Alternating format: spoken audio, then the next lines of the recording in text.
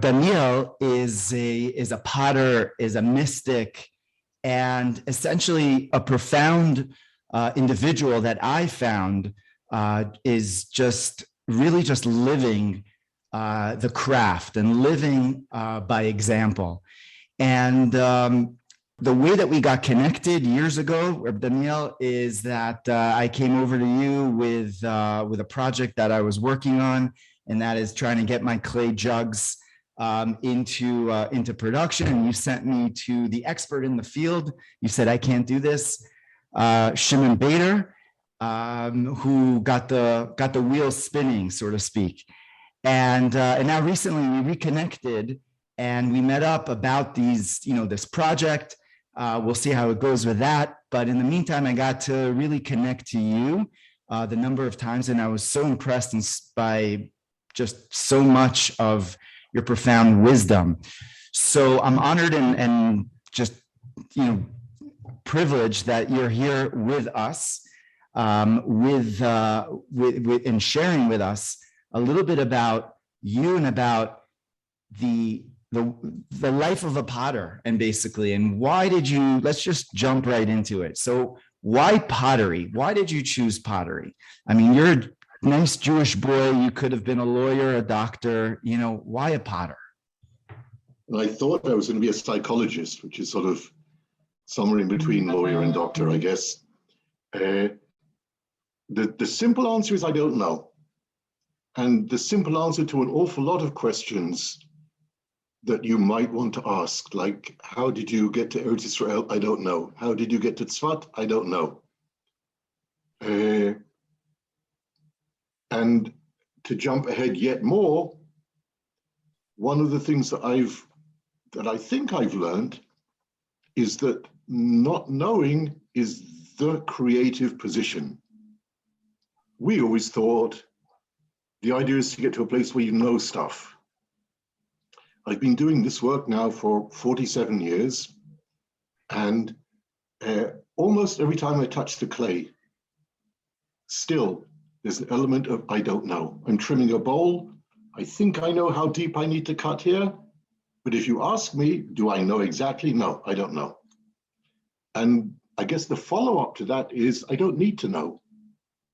I think a lot of my early life in schools was being taught that you need to know, that there's information out there, and it's my job to acquire as much as possible of it. So I, in fact, interestingly, I grew up in England in a town called Welwyn Garden City, very boring town. Went to a very academic school, which was which was there to get us into Oxford and Cambridge, or Sandhurst Military College. And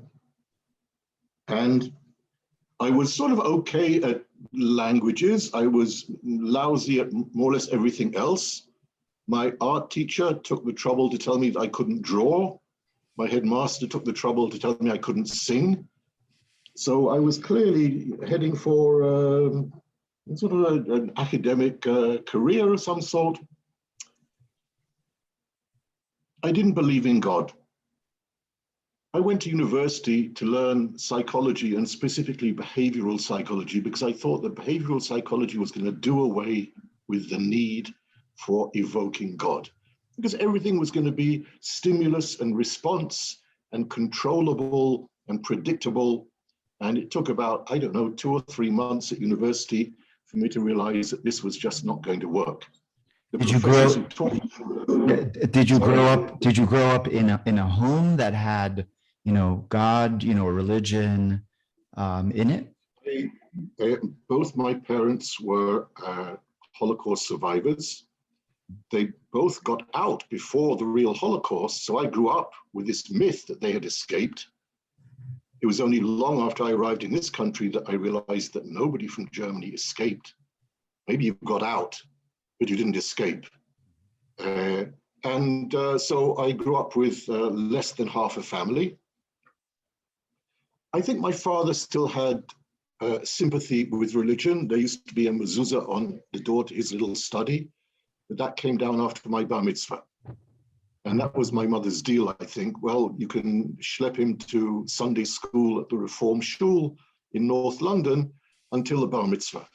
And then it must speak, enough. So I really didn't relate in any form or shape to anything Jewish. We did Christmas, we did Easter. My father imported chocolates from Germany. So like the Chagim there, Christmas and Easter, that was like a big deal. And at university, in I think the second year, I did a course called Humanistic Psychology. And the reading list for that course was full of sort of trippy, mind-expanding 60s literature, some of it written by Jews. Victor Frankl. Victor Frankl, Ramdas, who is Richard Culpert, I think. Varieties of religious experience by William James. Abraham Maslow. I didn't get as far as Laszlo at that point. Carlos Castaneda, Be Here Now, and a book by a potter called Bernard Leach called A Potter's Book. And I and any other late 60s English potter that you may meet read that book, and within 2 or 3 years, we were in a pottery. Wow. That book had made a profound impression on me, because among other things, I didn't understand, I understood less than half of that book, but certain things stuck out. And Bernard Leach, who was intellectually very well developed, he learned his pottery in Japan. He went out there to do something quite different. He went out there to teach metal engraving, got into pottery there, came back to England, started a studio in Cornwall, in St. Ives, it still exists, and he wrote this book, among others, Potter's Book, and he talked there about making with head, hand, and heart. And this for me was pretty revolutionary, because even though I made stuff, I did origami, I did some weaving, I did some woodwork, but for a nice Jewish boy, that's not a job. That's a pastime, it's a hobby. And reading his book, I saw the legitimacy of working with your hands, using your head, and using your heart. It had never occurred to me that you could put those three together. It was always one or the other, maybe a combination of two. So a seed was sown, but I was on this psychology track. And after my degree, I did a teaching degree. And in the course of that, we did, along with a very special lady called Sybil Marshall, who taught everything through art. So in the course of that, I did a course in wood engraving, not wood cutting, wood engraving. And that was, I think, the first time that I sat seriously and made stuff and had somebody look at it and tell me what they thought about it. And after that, I taught for a couple of years in a country school in the east of England, in Fakenham. And I saw what I thought I wanted to be an educational psychologist. I thought there's a lot wrong with the educational system. I see a lot of children suffering. Maybe I can help. What I saw when I was teaching was young educational psychologists coming into old schools with old teachers, trying to fix up very deeply rooted problems. And I thought, this is not a life. This is a career of frustration. And I'm not sure I want to do this anymore. And I started thinking, well, if children who are good looking and bright and sociable have a wonderful time at school, or any part of those. But I saw like a huge percentage, 30, 40% of children who were very unhappy. And to a certain extent, I was very unhappy at my school as well. Very unhappy, meaning miserable. meaning getting up in the morning and, I have to go to that place again. And I thought, well, where does learning maybe take place in a more positive field? And I thought, well, maybe a master and apprentice these days, not the old days where your parents basically sold you to raise some money out of you, but these days where it's a voluntary undertaking. I thought maybe the master is more inclined to get you going quickly, and the apprentice is not making a penny until he can actually produce stuff. At the time, Studio Pottery, led by Bernard Leach and his various apprentices and their apprentices, was very popular in England, very popular. All the big London stores had craft pottery departments, and with a complete, total lack of knowledge, I managed to get myself apprenticed to a very good potter in East Anglia. Wow. Who I told him, you should understand, I don't know, I can remember saying, I don't know how you get from a lump of clay to a fired pot. And to my surprise, he said, well, you're an ideal apprentice. The worst kind are the ones who come from art school and think that they know, but it takes 6 months for them to realize that they're no longer in art school. Wow. So I learned with Robin for 2 years. I worked with him for 2 years as an apprentice in a flourishing studio where all we did was fill orders. We had nothing for sale to the public. After 2 years, I decided it was time to move on. I still wasn't interested in God. I was into Buddhism. And Buddhism is very nice. First of all, it's a well-worn track for Jews, Buddhism, because it doesn't require you to believe anything.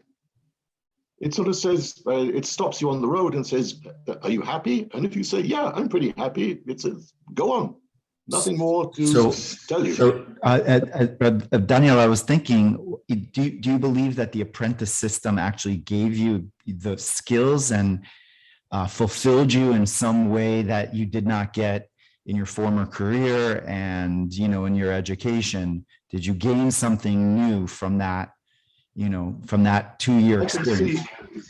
I can see, and I've trained many apprentices since then. I can see the benefits of art school. I occasionally get twinges that I didn't have that freedom to play that art school students have. Especially when I was teaching, I taught for about 30 years in Tel Chai, which is a community college further north, where we set up a whole pottery department, a pottery school, the only one in Israel. Wow. We could learn 3 years. You set that up. When I got there, it was sort of it was like rest and recreation for kibbutz women. Wow. Who were going quietly crazy on the kibbutzim. So you get them out once a week and let them play with some clay. Wasn't terribly serious.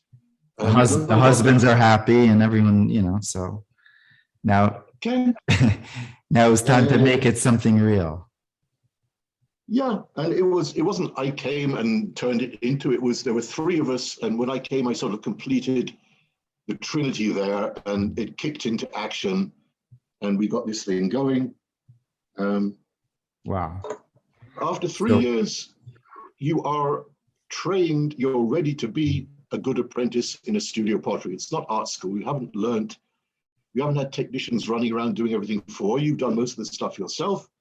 And at the moment, I have an apprentice who finished 3 years at Tel Chai, and she's pretty competent and needs fine-tuning and knowing how different Tel Chai, how different the studio, real life, as it were, is from Tel Chai. So apprenticeship and schooling are different in the way that apprenticeship basically gets you to do what the master potter or whatever the job is, whereas the schooling is just you play around with theory and potential, but you don't necessarily master the trade as well. Would you say that that's accurate? Yeah, I mean, one of the things I learned, that Sybil, the lady who taught us teaching, is a remarkable lady. And she, among many other things, she said that schools as they exist now exist primarily to provide employment for teachers. That's Aleph. Wow. Bet, schools as they exist now exist secondarily to allow parents to go off to work. So we haven't true. mentioned children yet, and we're on to number 3.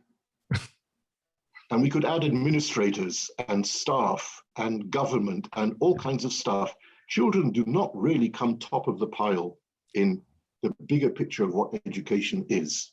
Wow. Nobody's really looking at children and saying, what does this specific child who is sitting here with me, what do they need now to make the best progress? Totally. They're being fed into a machine, and some survive and come out the other end, and others get chucked out somewhere along the line with a whole bunch of attitudes towards authority, learning, progress, their self-image, all kinds of stuff that I end up working with when I teach students at Tel Chai or in my studio. All this stuff comes out. Tremendous. So there's something so powerful about working with your hands, as you were saying. And that's, but I loved what you were saying about working with your hands and with your heart and with your mind, which is, what that book was, that inspired you to do what you're doing now. And I mean, I want to hear further about your travels in Buddhism and into where you are now, which is a fascinating thing. But I just want to jump right in to now.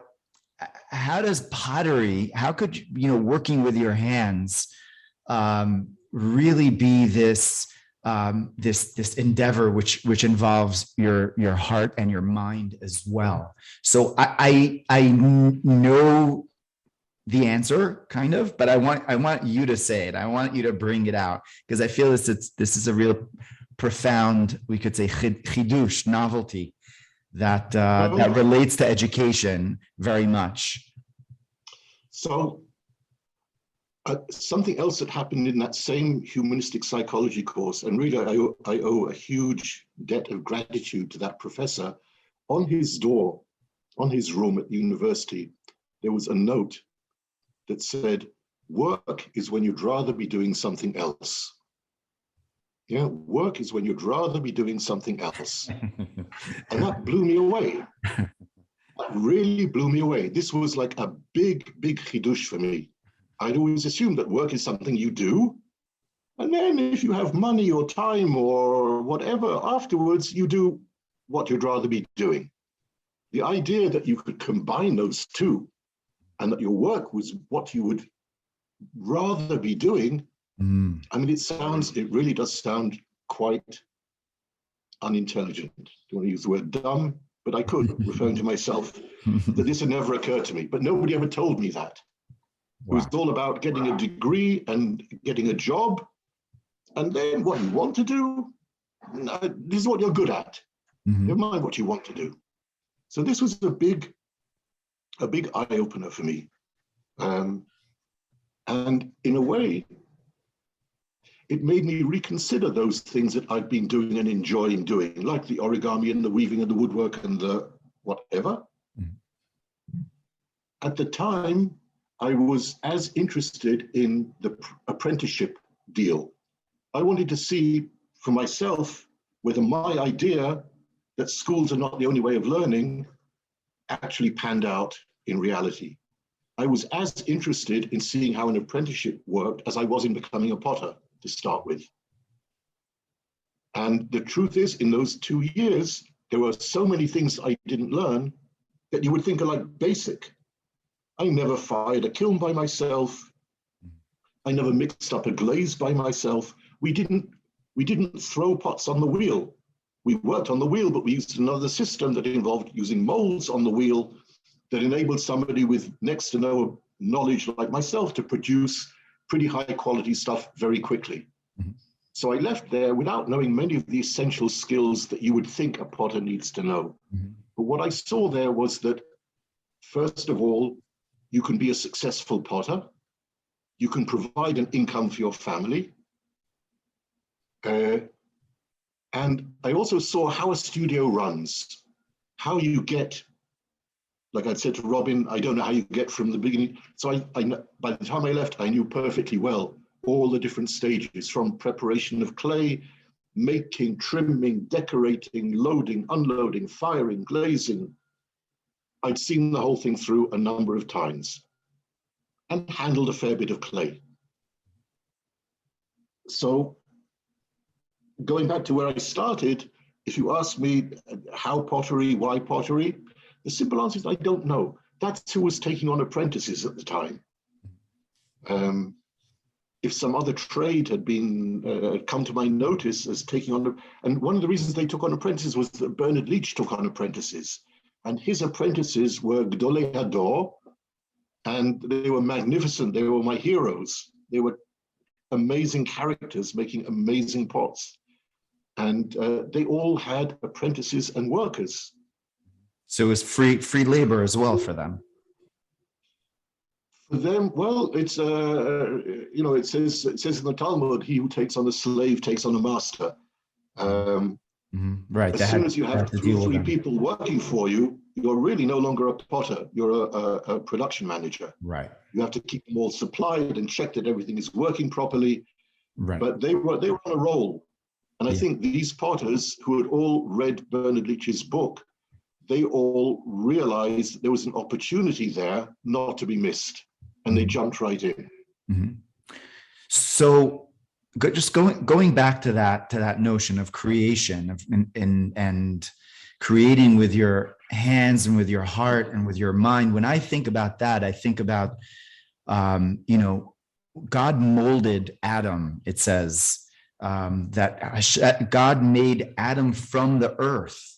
And essentially the potter, the first potter ever is really God, so pottery, and we are really that piece of clay, which is, I feel so interesting because, we're a piece of earth, and we have inside of that, we have our neshama. So there's something so profound about all art and being, using your hand, using your creativity. But in this form, I feel like there's something just so profound about it. And it goes back to the creation of the world. Can you speak about that a little bit more? Well, it's when you say earth, the actual expression that's used is afar, is dust.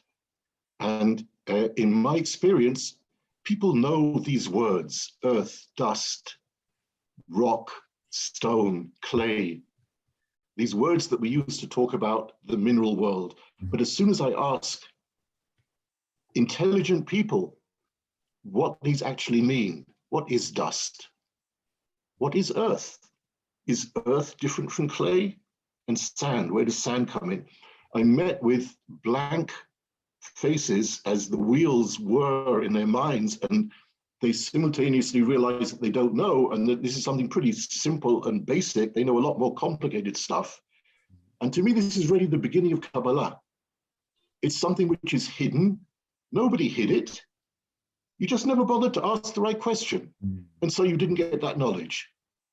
And to me, that's like that aspect of hiddenness that's used very often by people to scare people away from learning Kabbalah. For me, it's the delight of knowing that this is all there. It's all there waiting to be discovered. Hashem didn't give us anything that we weren't meant to use. And it starts with the clay.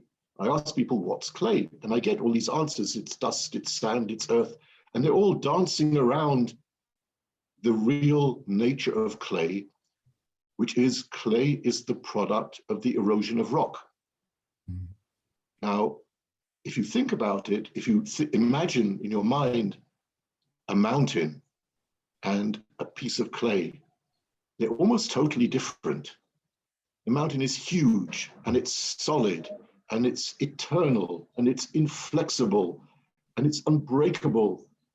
A lot of qualities on that spectrum. The clay is exactly the opposite.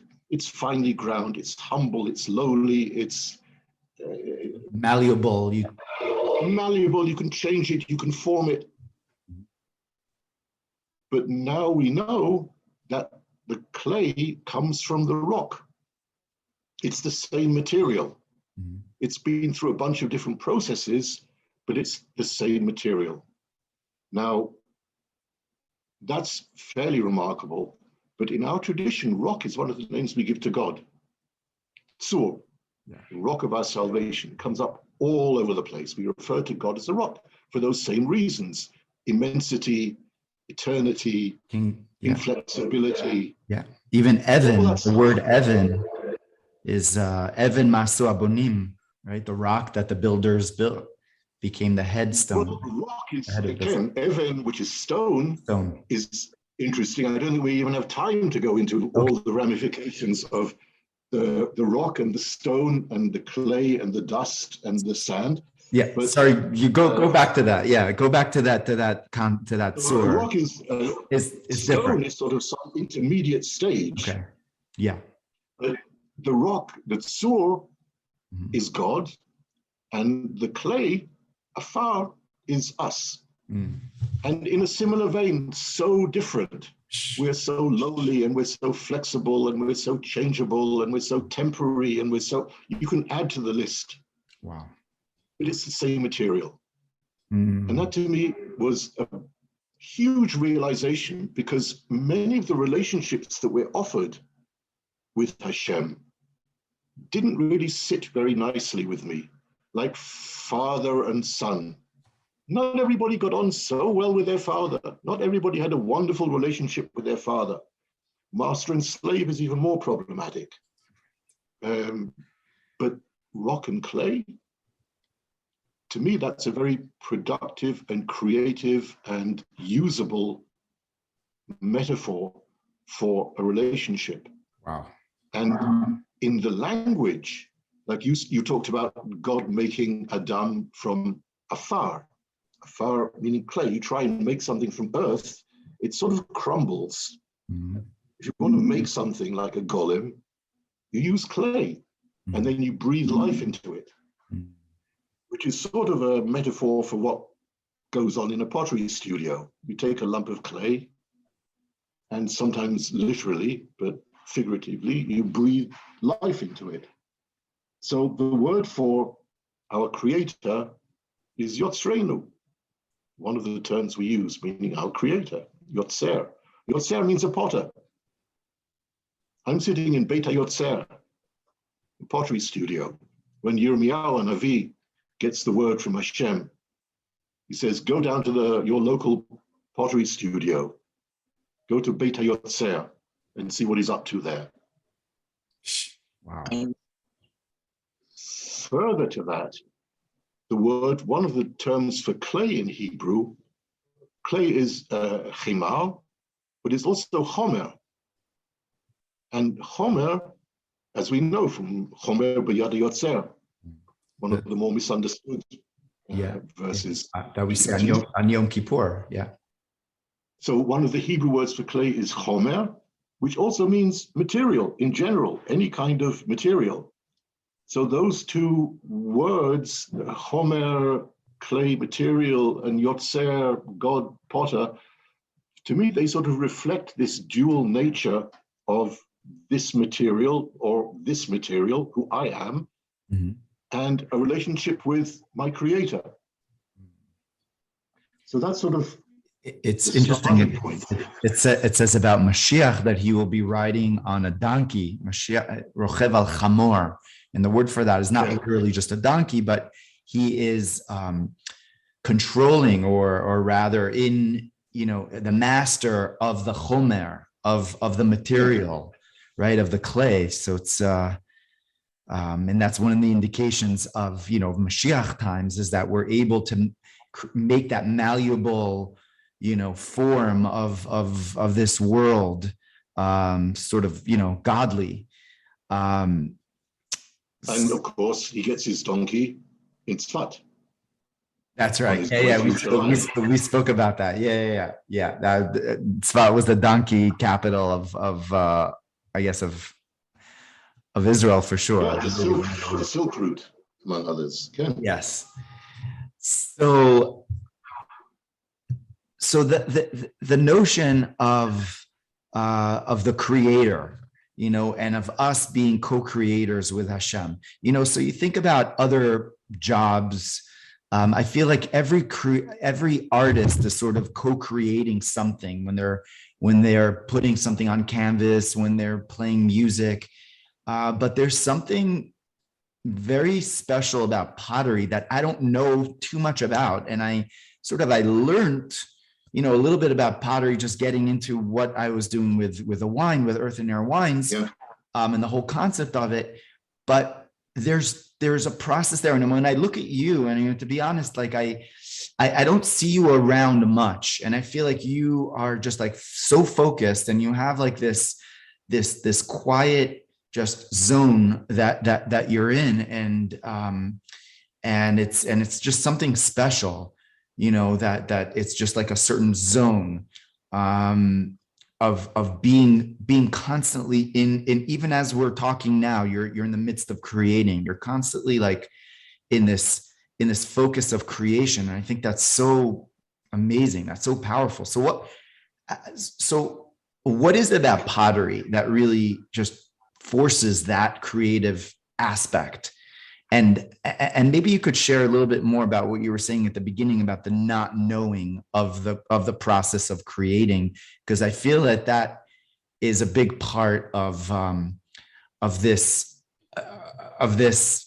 potter's journey of you don't know how it's going to turn out that well, and right. But how do we equate that with God? Because God does know how everything is going to go, and so yeah. I think it's difficult.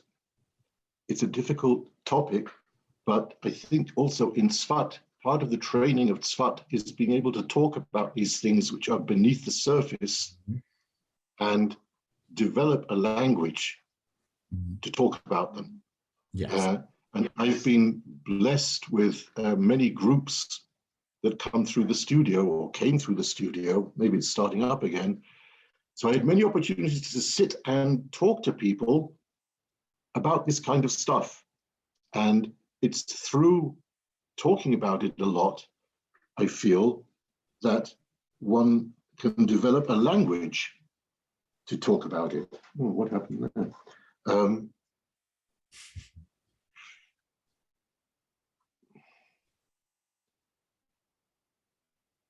So I think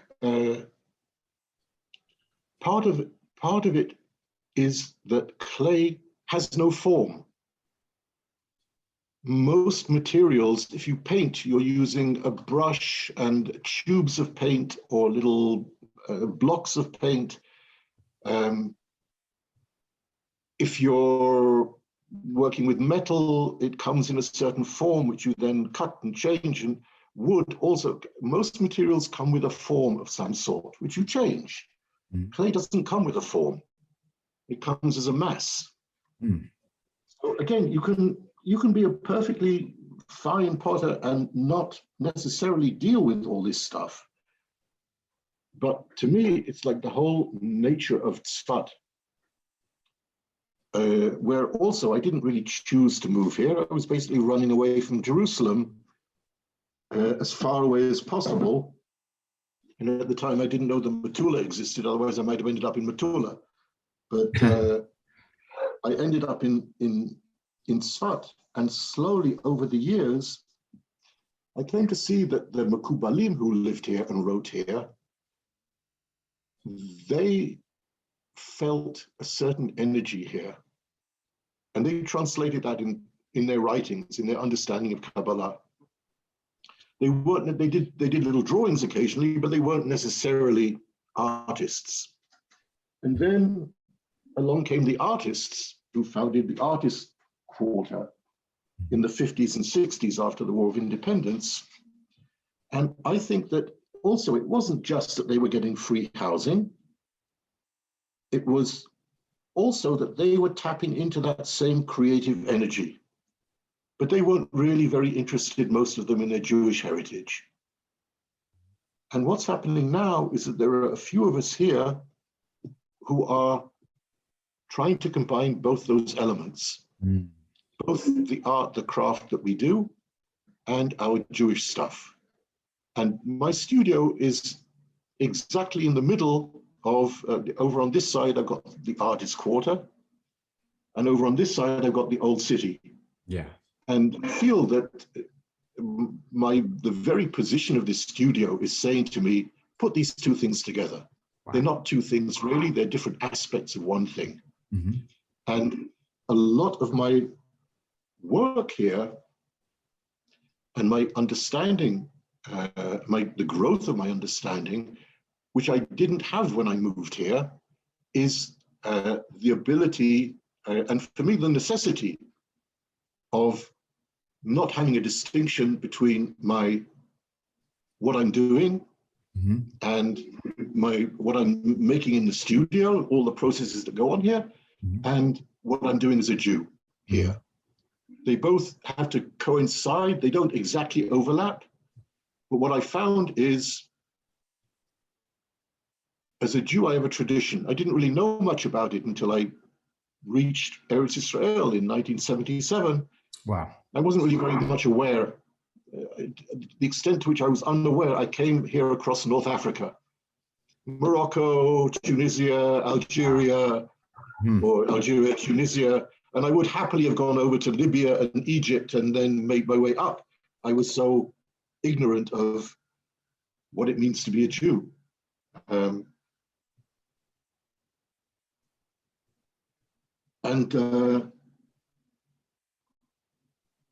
You made it to a kibbutz at the beginning? I made it to a kibbutz because I didn't, even though as soon as I got here on my way to Japan, wow. As soon as I got here, I immediately felt at home. As soon as I got off the ferry in Haifa, wow. I felt that's it, trip over. I've arrived home. I didn't really know what that meant. Wow. And you felt it. I felt it, and I've talking to groups of like birthright groups here. Mm-hmm. In every group, there are one or two people who, when I say that, they sort of sit up straight and flutter their eyes and go, yeah, they felt it too. Yeah. But at some point, I was in Jerusalem because if you don't know really what you want to do with your life, Jerusalem is a great address to be doing it at. And I did feel in Jerusalem, I did feel that really all I had to do now was walk around, preferably with a slight smile on my face, and I was basically done. All the existential questions and problems of why am I here? What am I supposed to be doing? I found just being here and not really knowing very much about where I was, I felt that somehow that was a completion. I didn't yet know about the Ari's teachings, that we're carrying the sparks of our ancestors with us, and that our job here is to raise up those sparks. I didn't know any of this stuff at the time. At a certain point, my passage from Buddhism to Judaism was via the Kabbalah, was via Dr. Berg, who is now buried here in Sfat. He was my first teacher, and I was quite close to that family. From the Kabbalah Center. The Kabbalah Center, worked for him for a couple of years as an editor. We sort of parted ways when we moved to Tzfat. But he showed me, and not he personally telling me, but when he taught, I could see that there was stuff in Judaism that nobody had bothered to tell me about in the Reform Shul in North London. That was a lot more interesting than I had thought. And so I realized that I was part of a Jewish tradition. I was not aware of that tradition. I can remember thinking that it was almost like discovering that I had a tail, like some limb that I now had, that I'd always had, but I'd never been aware of. I never bothered to look around and see it there.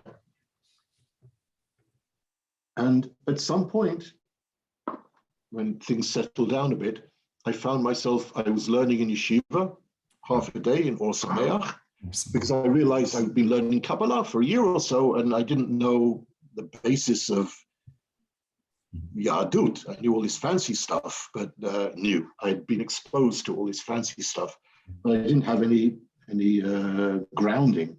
Foundations. So I took myself off to yeshiva. There weren't as many as there are now. And I was working mornings in yeshiva and afternoons in a pottery studio. Oh, wow. And at the time, those were two separate undertakings still.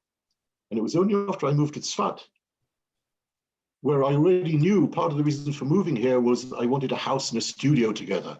There was already some inyan, some essence in my mind of wanting to put things together, not to have things separate. Work at what you really want to be doing, where you live and where you work. Heart and mind, right? Heart and mind, head and heart and mind. Yeah. And I yet to learn the Ramchal's description of what we're doing here, Gilui Yichudo Shel HaKadosh Baruch Hu, revealing Hashem's oneness. It hadn't occurred to me that one of the ways in which you reveal Hashem's oneness is by making your life as much one as possible. And that in itself is a revelation of Hashem's oneness. So it was only after I got to Tzfat and sat quite alone for quite a long time, not in this studio, in a little studio right at the very end of this alleyway, starting to learn the profession. And it was very scary because everybody knows that in order to learn, you need a teacher. And I didn't have a teacher. I was going to find a teacher in Japan.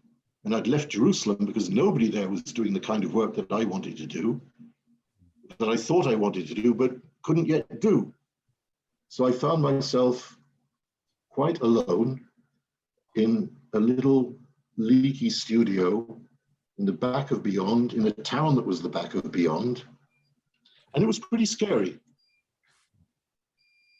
And it took me a number of years of hearing the voices in my head telling me that I was not going to succeed, that I wasn't good enough. How dare I? Look at everybody else. They've got jobs. When are you going to pull yourself together and go out and find a job and get a salary? It took quite a few years for those voices to quieten down and for me to start listening to the clay. And this was another big douche. Because we think of, like, the mineral world is the furthest from intellect, heart, mind, maybe even soul. We walk around on it all the time. We tread on it with our feet. But all by myself in my little studio in Tzfat with the clay, me and the clay, very, very gradually, I began to listen and hear the voice of the clay. And clay speaks in a very, very quiet voice. You can't actually hear it, but you can feel it. But you can't feel it if there's other stuff going on in your mind. So a prerequisite for learning from clay is shutting up. And that's very hard work. But, and I guess I'm still working at that one. But I managed it enough to start noticing that in fact, this amazing material, it teaches you everything you need to know. We think, and with great respect, I saw from the introduction that you're actually a rabbi. You didn't know this. Rabbi is a teacher, yeah? Now, obviously, if you're going to learn, you need a teacher, except that's something that teachers tell you. Just like in my experience, insurance agents tell you need insurance, and publicists tell you need publicity. Teachers tell you need teachers. Potters tell you need pottery. I'm part of this circus. Everybody's pushing their own angle.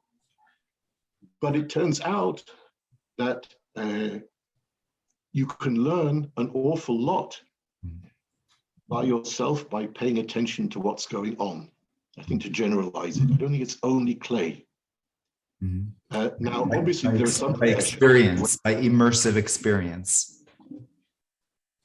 And even I would say realizing where your learning is coming from. Because so long as I was looking for a teacher, I couldn't learn without a teacher. So I had to let go of the idea of I need a teacher. Wow. I need a degree. I need a university course. I need some training. And get into the idea of maybe HaKadosh Baruch Hu in his wisdom brought me here to show me, you're interested in teaching and learning? I'll show you how you teach and learn. I'll give you my favorite material, Hashem says, clay. And I mean, I know he's also called a tzayar. Ken, your ser is like changed into tzayar, el tzayar, Eloheinu. And I have good friends who are painters, but you can go and interview them and find out their story. So this was a great learning, and it came together with Jewish learning. And it was only about a year ago that a doctor who was visiting was looking around the studio, and we were talking about these matters. And he said to me, well, of course, the mineral world was created first in the order of creation, before the plants and the animals and mankind. Mm. So if you think about it, the mineral world is closest to the Ein Sof. Mm. The mineral world, the world of rocks and stones and clay, is closest to whatever happened before that, before the beginning of creation, when there was Ein Sof, everything, nothing. Wow. Wow. And to me, that started me thinking and noticing that, yeah, that's sort of undeniable. That's not even a perush, that's pshat. But like I said, it's like we don't normally think about, it's something we haven't really thought, it's something I hadn't really thought about. But then I started noticing that really there are a lot of teachings of Musar, ethical teachings that come from the mineral world, which is pretty weird. Even the humility, the lowliness of the material itself, it's not gold, it's not jewelry, it's not precious stones. The material itself, you buy it for $1 a kilo. I don't know, you can translate for your American. Even in this country, it's not very, most of the clay is imported. It's not very expensive. So it's a very humble material. It doesn't have a lot of value in itself. It's very patient. It's a very old material. Mm. It's, however you choose to date existence, it comes from way back. It takes a very long time for rock to change into clay. Wow. I always think, like, if you go to a museum, anything that's 200 or 300 years old, yeah, so it seems to me that it follows from that teaching that I got, that the mineral world is closest to the Ein Sof, that it contains the roots of a lot of things that emerge later on, and a lot of qualities that emerge later on. Among them, the qualities that lead God to choose clay as the material from which to make man. Those qualities are built in to this material. Its flexibility, its memory, its finely divided nature. The fact that it contains materials from many, many different places that have been washed into it or washed out of it and ground together with it. It's not a simple material. It's not an element in the chemical world. It's a compound, quite a complex compound. And all these things have their equivalents in us. Wow. And even, like, how could it be otherwise? How could we think otherwise? We have an affinity with trees. We have an affinity with animals. Many people don't really have much identity with the mineral world. Right. And I didn't either until I started thinking about it in this way.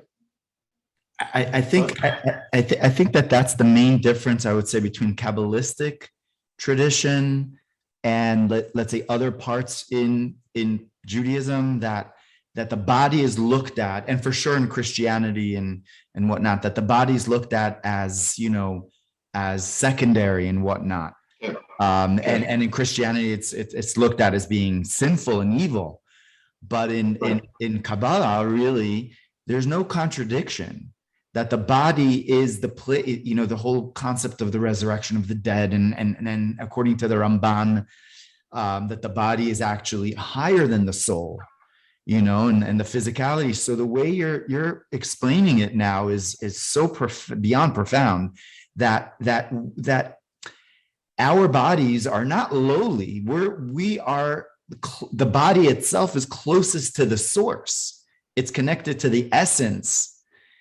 And that's a profound game changer, in that theological or and mystical, and most importantly, very practical recognition of who we really are and what our nature really is. It's one thing, and it's wonderful to sit here in Sfat and to soak in this energy and have this energy teach this stuff. But then when I find it in other writings by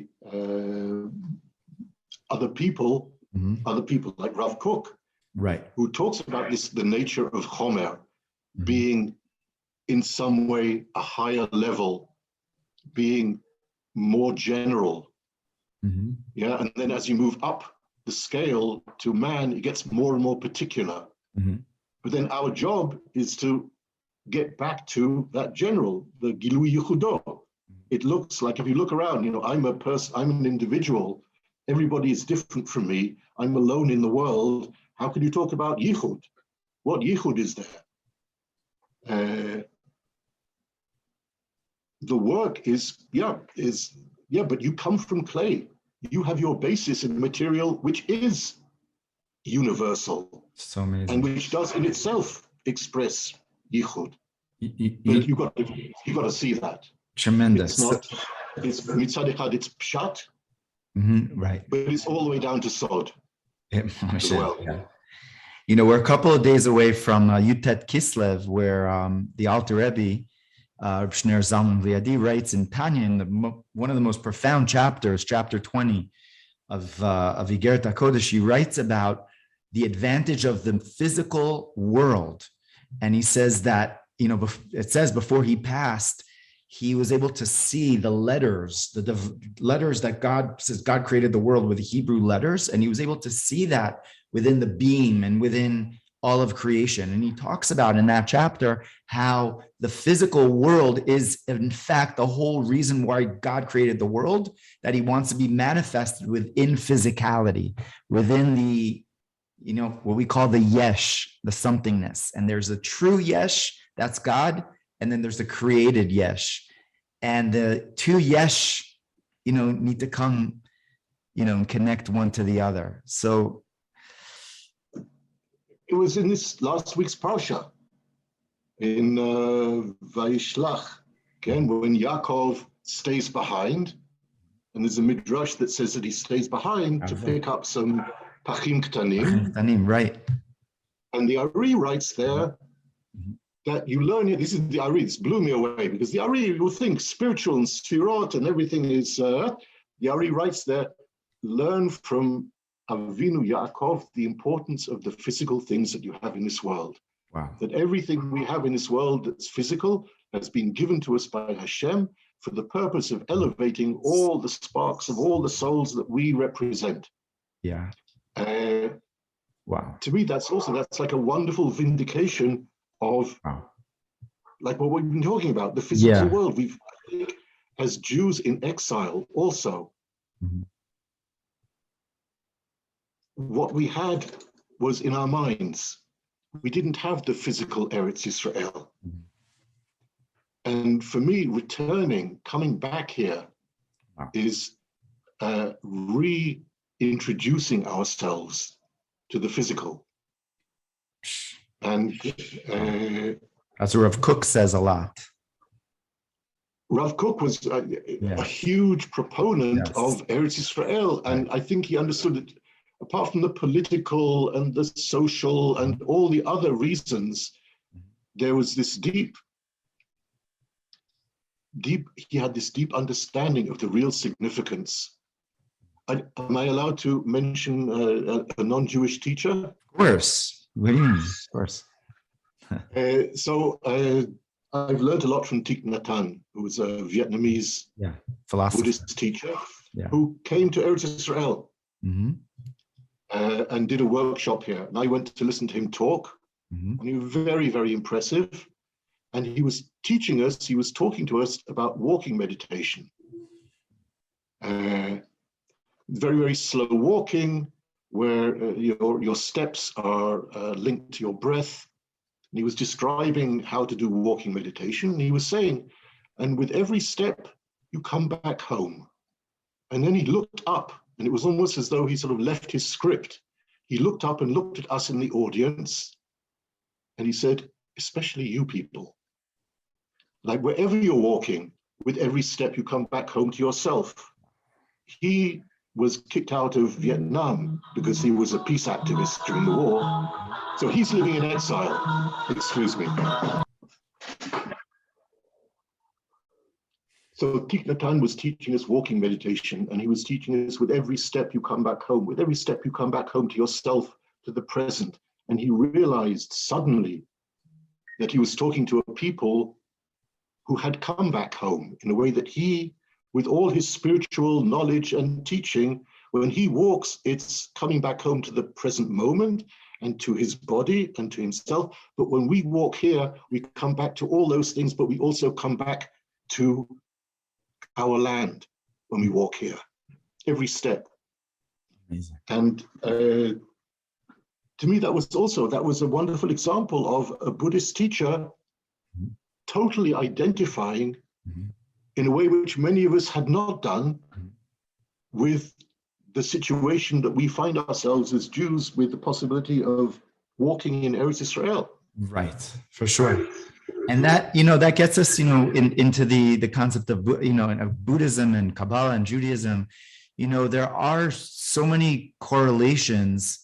And of course, many Jewish people did go to Buddhism because of this unified sort of way of looking at the world, that it's not just in the Judeo-Christian or the perceived way that there's hierarchies, there's good and evil, which of course there is, but the notion of this intrinsic unity which pervades everything, and it's within us, it's within our bodies, it's within and that connection of mind and heart is very, very attractive for so many people, and including myself. I early on I did had some explorations there, but I find that Kabbalah, and maybe you could speak about this more, but I find that Kabbalah is just really goes to the core of this unity, and what are we supposed to be doing within this unity? And especially we, the Jewish people, we have a job to do within the physicality, not just that there is a unity, but we have something to add to this, be within it, but add to it as well, and our job to the rest of the world. I was wondering your thoughts on that.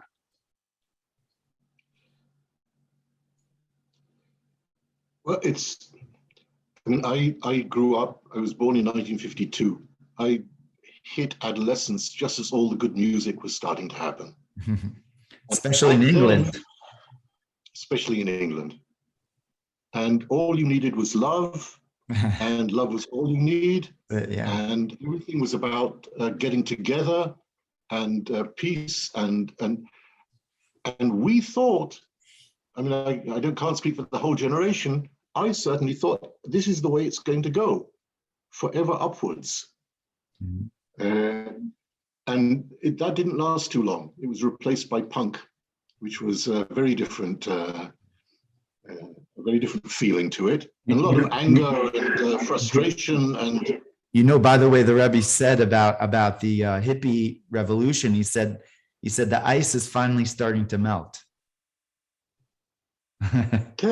But now it's maybe apart from global warming, it started to freeze over again, because if you look around now, we've moved backwards from that possibility of embracing unity and love and peace. Yes. Yeah. But, maybe it's like a taste of that we got. But so I think looking around, it's very easy not to see unity, and not to see the possibility of unity, and to see the possibility of more and more dispersion. One of my feelings or conclusions, having lived here in this amazing city for 40 years, is that the way that I see my job here, my task here, is to try to see if I can create little pools of unity. And friendship is unity, and working with people is unity, and creating links through pottery is unity. I often think on Friday afternoons of all the candlesticks that I've made over the years. Wow. And people have bought from all over the world, lighting up on Friday night. It's beautiful. And that's a thought of unity. Wow. So I think there's unity is in this very Kabbalistic way of it's there all the time. Yes. Can there be anything other than complete unity all the time? The fact that we don't see it is our challenge. The fact that it's there is a certainty. Yes. And we learn that the only difference between the good stuff and the bad stuff is that the bad stuff doesn't last.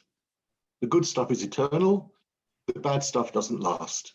So according to that, we're having a little bit of bad stuff at the moment. I can see the people who are calling out for universal action on many different fronts, many different issues. It's another remez of unity. The internet, with all its problems, is a remez of unity. There are so many little signs of the potential of unity that are there for us to realize. They're not going to happen by themselves. Unity is not going to descend on us because it's already here. And all we have to do is open up our eyes, right? Again, when you say all we have to do, it's like, all I had to do was shut off the voices in my head and listen to the clay. It took 4 years. But to my mind, it's what we need to do. And it's not so easy. It's tremendously comforting on the one hand to know that it actually exists here all the time at every given moment. It's never diminished in any way. The way that we look at things is often not in a unified fashion. This person annoys me, this government is useless, this country hates us, whatever. These monopolies are running the show. All those thoughts to me are thoughts of pirut, of separation. Yeah. And it's sometimes very hard to identify with somebody who has $300 billion in his bank account. That's the challenge, not to see it as other, but to see it as part of a whole. That's difficult. And a process that we're in. Yeah, but it's also coming back to this inyan, this matter of not knowing. I think the work that we do here isn't about reaching some conclusion. It's like this week's Parsha, V'yeshev, and Rashi says there, I think, he thought he was done. He thought he was going to sit there and enjoy old age. The fun was just beginning. And I think it's not a work that finishes because there's no finish. And it's a work where we don't know. But over these years, because everything that I do, every pot, like we were talking earlier about the difficulty of getting our mind around God creating the physical world and creation, according to what I said, being about not knowing. How can God not know? And somebody yesterday, I was talking with a bunch of yeshiva bocharim, and they said, like, do you know what you're making? I was sitting demonstrating on the wheel. And one answer is, yeah, I know I'm making a bowl. I've got 1 kilo, 200 grams of clay here. I know roughly the size it's going to be, but every step, every touch of the clay is a moment of not knowing. I know the big plan. I know what decoration it's going to get. I know what glaze it's going to get. I know where it'll go in the kiln. I know where it'll stand in my gallery. But at every little moment, I don't know. I know the bigger picture. I don't know from moment to moment. And anybody who has brought up children has to know that that's the way it is. You know, God willing, eventually they're going to start talking, they're going to start walking, they're going to get into trouble, they're going to go to school. The whole thing is, to a certain extent, known as a parent. But from moment to moment, it's a total surprise. And that, bringing children into the world, is the ultimate creation. We're being told something there. You know, you have to know. If you don't know, you're irresponsible. You have to know and you have to guide. But do you know what's going on every moment? No. And is that bad? If we say God doesn't know what goes on in creation, is that limiting God? Or is it in fact attributing yet another virtue to God that we share? Because we don't know. And it seems to me, when I like reading Sefer Bereshit, according to most opinions, it's all about one mistake after another. And I never found that view very sympathetic. Like, right from the word go, we screw up, and we've been screwing up ever since. I somehow didn't really ever identify with that. But the idea that God made this amazing world and created Adam v'Chava and stepped back and said, okay, children, run along now. Let's see what you get up to. I'll give you one instruction. Oh, you didn't obey that instruction. Let's see what happens next. And to me, Bereshit is a series of God saying, let's see what happens next. Oh, we messed up over here. Okay, let's scrap that and start again. But we don't, in our language, we don't really have words to describe things that don't work out exactly as we thought they were going to, that are not negative. Yeah, we're scared of them. It feels uncomfortable. Because of the words that we give them. Mistake, error, fashla, in any language, these are negative terms. Even not knowing is a negative term. Somebody asks you a question, I don't know. But you're supposed to know, aren't you? So these are all negative terms that we've used, that we've overlaid on the creative process of thinking and making and doing, but they don't have to be there. Like I said, it's hard to talk about them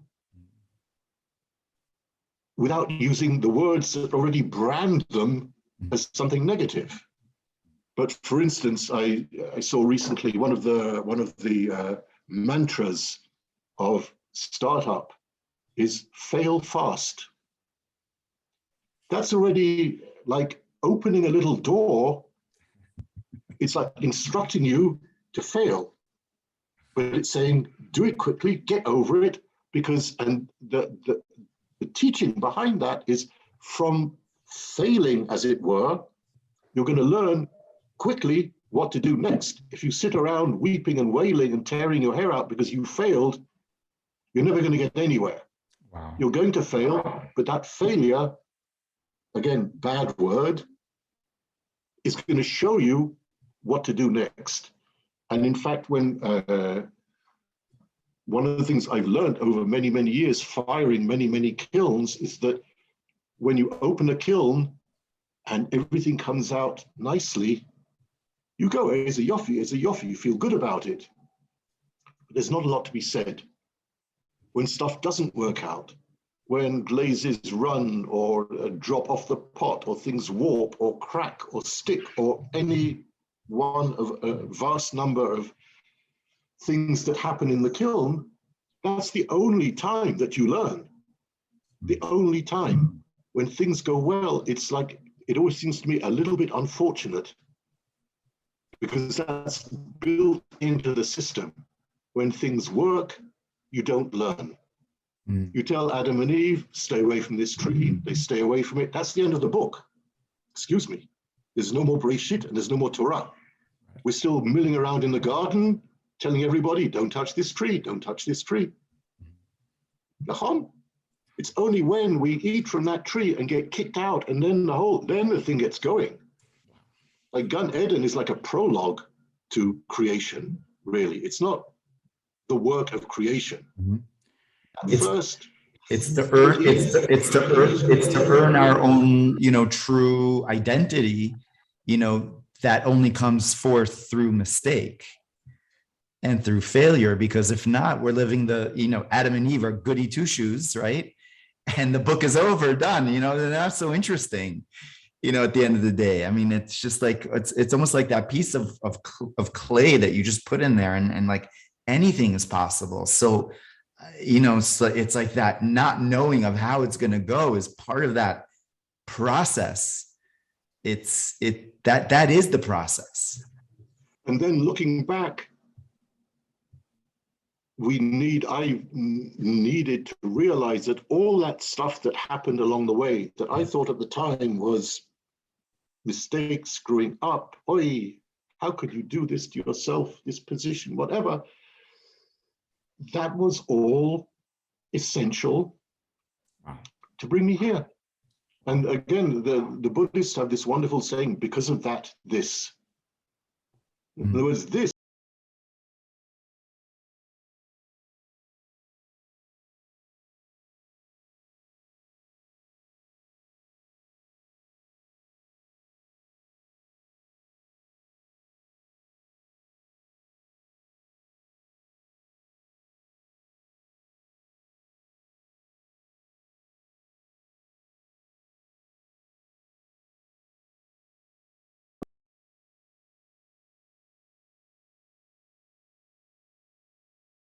Wow. Schlepped me from Welling Garden City, Aleph Gardens, Reform Shul, to Rehov Yud Aleph, Tzfat. Everything had to be. And again, that's another, to be able to see that, again, isn't it inevitable that our lives are one? How could you even think of a thought where that would not be the case? May like it, not like it, but to say that somehow I led several different lives, I was different. No, it's all my life, it's all one. But to be able to understand what that actually means, why all those things happened, how they interconnect, that to me is a bracha that I got from this place, from Tzfat. I didn't know you could do that. I didn't know that existed. And now it seems so, like I said, it seems like pshat to me now. Wow. Daniel, when we got on the call, you mentioned, so how many, we're going to need 2 days at least. And I said, at least. I feel that we could keep on speaking and you could keep on really sharing such profound wisdom, and I just want to say thank you so much for this time, for this opportunity, and for the type of work that you do, of really bridging these two worlds of emunah and omanut, right? Of art and emunah, which is really one. And in your, it's the same word. It's the same word. Exactly. It's the same word. 90, and they have the same numerology of 91, which connects the above nature within nature. And I'm so glad that you're getting new students, and you just opened up a new gallery. It's called Golem. So anyone that's in Tzfat could go and visit this gallery, and amazing new apprentices that are there, that are doing great work. And we're as we're in, getting closer to Hanukkah, they're having some beautiful workshops going on there with a jug of oil, right? Again, where we have a jug, we have the kad shemen, and kad is 24.